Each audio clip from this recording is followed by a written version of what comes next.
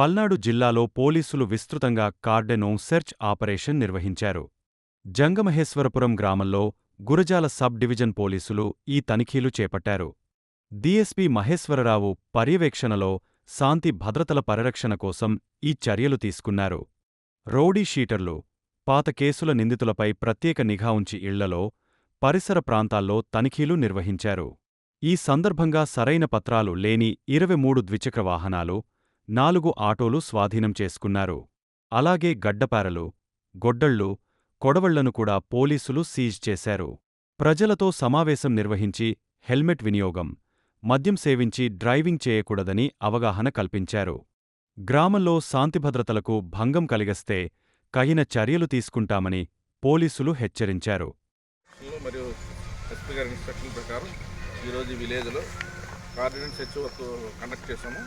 ఈ కార్డినెన్స్ సెర్చ్ దాంట్లో మొత్తం 23 బైక్స్, 4 ఆటోలు, 7 వెపన్స్, చిన్న చిన్న వెపన్స్, మెయిన్ కౌబార్స్, సికిల్స్ దొరికాయి.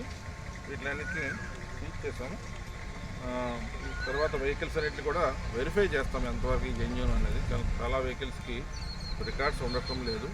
ఈ వెహికల్స్ మీద వెళ్ళడము, యాక్సిడెంట్లు చేయడము, తర్వాత కొన్ని ఇల్లీగల్ యాక్టివిటీస్ దాన్ని వాడడం జరుగుతున్నాయి. అందువల్ల వెహికల్స్ రికార్డ్స్ చెక్ చేసి జెన్యూన్ ఓనర్లకి రిటర్న్ చేస్తాం.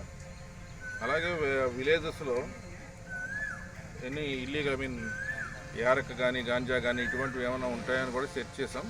లక్కీగా ఈ విలేజ్లో అటువంటివి ఏమీ మాకు దొరకలేదు. ఇది రొటీన్గా ఎవ్రీ వీక్ సబ్ డివిజన్లో ఏదో ఒక స్టేషన్స్లో చేస్తుంటాం. ఇది ఎందుకంటే ఒక రకమైన అవేర్నెస్ పబ్లిక్లో క్రియేట్ చేసి ఇటువంటి యాక్టివిటీస్ చేయకూడదని చెప్పడానికి కూడా ఒక లెసన్గా ఉంటుందని ఇవన్నీ చేస్తున్నామండి. ఈరోజైతే మొత్తం మా స్టాఫ్ 50 మెంబర్స్ పాల్గొన్నారు. మా సబ్ డివిజన్ నుంచి 2 ఇన్స్పెక్టర్లు, 4 ఎస్ఐలు ప్లస్ 50 మెంబర్స్ పాల్గొన్నారు. కార్డినెంట్ సెర్చ్ ఆపరేషన్ మార్నింగ్ 5:30 స్టార్ట్ చేసాము. 2 అవర్స్ కండక్ట్ చేసాము. 8:45కి కంప్లీట్ చేసాము.